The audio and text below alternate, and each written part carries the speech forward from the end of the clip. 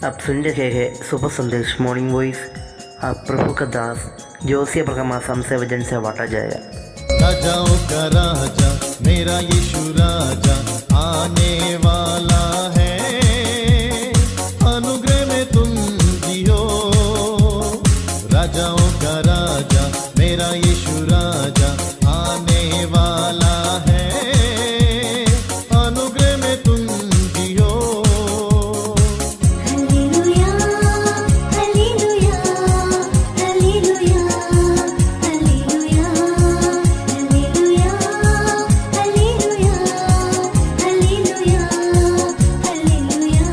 परमेश्वर का नाम की महिमा हो। मुझे सुनने वाला प्रत्येक भाई बहनों को जल्दी आने वाला प्रभु यीशु मसीह का पावन और मीठा नाम में हमारा प्यार भरा नमस्कार।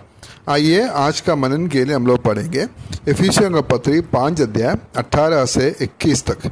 इफिसियों का पत्री 5 अध्याय 18 से 21 तक।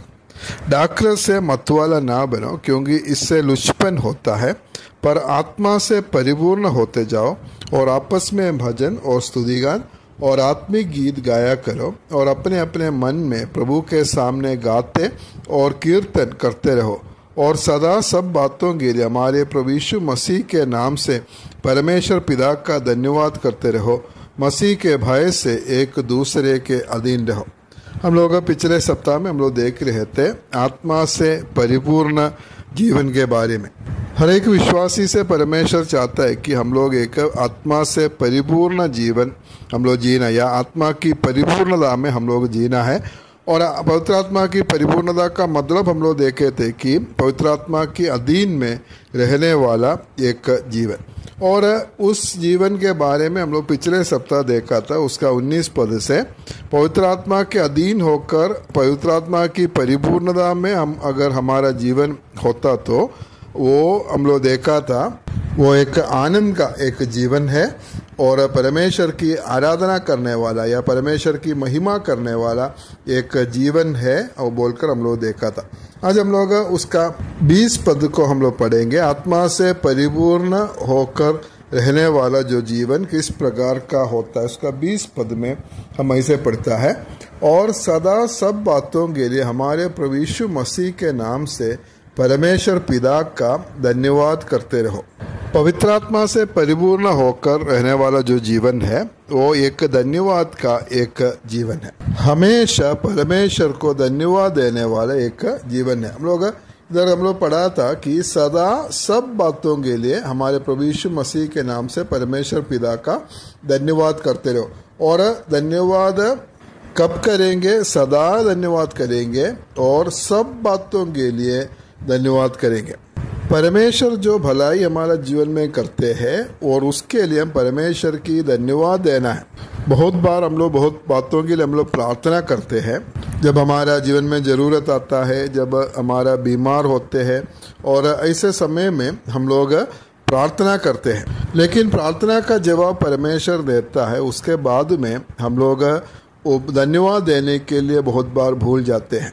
लेकिन पवित्र आत्मा से परिपूर्ण होकर जीने वाला जो जीवन है, और वो हमेशा धन्यवाद देने वाला एक जीवन है। भजन संगीता 103 का 1 और 2 पद हम ऐसे पढ़ता है, हे मेरे मन यहोवा को धन्य कह, और जो कुछ मुझ में है वो उसके पवित्र नाम को धन्य कहे। हे मेरे मन यहोवा को धन्य कह, और उसके किसी उपकार को ना भूलना। परमेश्वर हमारा जीवन में जितना उपकार किया है और उसका कोई भी उपकार को नहीं भूलना, हम उसकी धन्यवाद देना है। ये धन्यवाद का शब्द प्रभु हमारा जीवन से चाहते हैं।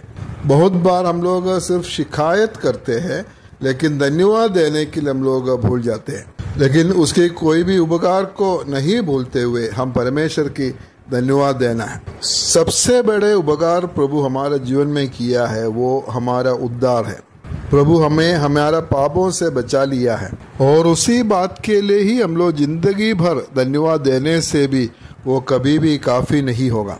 कोलोसियों का पत्री 3 अध्याय उसका 17 पद में हम ऐसे पढ़ता है, वचन में या काम में जो कुछ भी करो सब प्रभु यीशु के नाम से करो और उसके द्वारा परमेश्वर पिता का धन्यवाद करो। तेसलोनिकियों का पहला पत्री 5 अध्याय उसका 18 पद में हम ऐसे पढ़ते हैं, हर बात में धन्यवाद करो क्योंकि तुम्हारे लिए मसीह यीशु में परमेश्वर की यही इच्छा है। हर बात में धन्यवाद करो। इफिसियों का पत्री 5:20 में हम लोग पढ़ा था, और सदा सब बातों के लिए हमारे प्रभु यीशु मसीह के नाम से धन्यवाद करते रहो। सब बातों के लिए हम धन्यवाद करना है, सिर्फ भलाई के लिए नहीं है, बुराई के लिए भी हम धन्यवाद देना है। हमारा जीवन में कुछ भी होगा और इसके लिए हम परमेश्वर की धन्यवाद देना है। हमारा जीवन में कभी संकट का समय आते हैं, कभी निराशा का समय है, कभी बीमार होते हैं, परेशानी होते हैं, मुसीबत होते हैं, इसका समय में भी हम परमेश्वर की धन्यवाद देना है। बहुत बार हम लोग जैसे प्रार्थना करता है उसी प्रकार हमें जवाब नहीं मिलता है, शायद उल्टा जवाब हमें मिलता है, लेकिन फिर भी हम क्या करना है, हम लोग धन्यवाद देना है। ऐसे विपरीत परिस्थिति में भी हम लोग धन्यवाद देने का जो कारण है, रोमियों का पत्री 8:28 में हम पढ़ते हैं, हम जानते हैं कि जो लोग परमेश्वर से प्रेम रखते हैं उनके लिए सब बातें मिलकर भलाई ही को उत्पन्न करते हैं, अर्थात उन्हीं के लिए जो उसकी इच्छा के अनुसार बुलाए हुए हैं। हम इस बात को यह जानना है कि जो लोग परमेश्वर से प्रेम रखता है उनके लिए सब बातें मिलकर भलाई को उत्पन्न करते हैं। अगर हम सच में परमेश्वर को प्रेम करने वाला एक व्यक्ति है तो हमारा जीवन में मुसीबत होते हैं, हमारे जीवन में संकट होते हैं, बीमार होते हैं, उस समय में भी हम लोग समझना है कि ये सब बातें मिलकर भलाई को उत्पन्न करते हैं। परमेश्वर कभी भी बुराई नहीं कर सकते, वो सिर्फ भलाई को कर सकते हैं। हम पाप करते हैं या हमारा जीवन में परमेश्वर के विरोध में हम लोग कुछ करते हैं या परमेश्वर से हम दूर हो जाते हैं, तब हमारा जीवन में बुराई होगा, वो कभी भी हमारा भलाई के लिए नहीं है। लेकिन परमेश्वर का इच्छा के अनुसार हमारा जीवन में कुछ भी बुराई होगा, ये सब मिलकर क्या होता है, भलाई को उत्पन्न करते हैं। हमारा परमेश्वर भला परमेश्वर है, वो कभी भी बुराई नहीं कर सकता है। यूसुफ का कहानी हमें मालूम है, उसका जीवन में बहुत बुराई हुआ। उनका भाई लोग उसको पकड़कर कुआं में डाला, उसके बाद में उनका भाई लोग उसको बेच लिया, वो मिस्र देश में गुलाम होकर जाना पड़ा, पुतीफर का घर में गुलाम होकर रहना पड़ा और उधर से उसको जेल में डाल दिया। हम लोग देखने से बुराई है उसका जीवन में हुआ है, लेकिन हमें मालूम है ये सब मिलकर उसका जीवन में भलाई को उत्पन्न किया। अगर ये सब यूसुफ का जीवन में अगर नहीं होते तो वो कभी भी जो मिस्र का प्रधानमंत्री नहीं बन सकते थे। इसलिए प्रियो, हमारा जीवन में समस्या हो सकता है, हमारा जीवन में वेदना हो सकता है, हमारा जीवन में बीमारी हो सकता है, लोग हमें निंदा करता होगा, लोग हमें छोड़ के जाते हैं, प्रभु के लिए हम लोग उपद्रव सहते हैं, लोग हमारा विरोध में होते हैं और हमारे बारे में गलत बातें बोलते हैं। ये सब के बीच में भी हम लोग समझना है कि परमेश्वर हमारे लिए काम करते हैं और ये सब मिलकर भलाई को उत्पन्न करते हैं। इसलिए ऐसे समय में भी हम परमेश्वर को धन्यवाद दे सकते हैं। कोई भी बात हमारा जीवन में हो जाए और उसमें उसका बीच में हम परमेश्वर को धन्यवाद देना है। पवित्र आत्मा से परिपूर्ण होकर या पवित्र आत्मा की भरपूरी में रहने वाला एक व्यक्ति हमेशा परमेश्वर को धन्यवाद देता है। उसका जीवन एक धन्यवाद का एक जीवन है। प्रभु हमें सहायता करे, सदा सब बातों के लिए हमारे प्रभु यीशु मसीह के नाम से परमेश्वर पिता का धन्यवाद करते रहो। परमेश्वर हम सभी को आशीष करे, मदद करे। परमेश्वर का नाम की महिमा हो।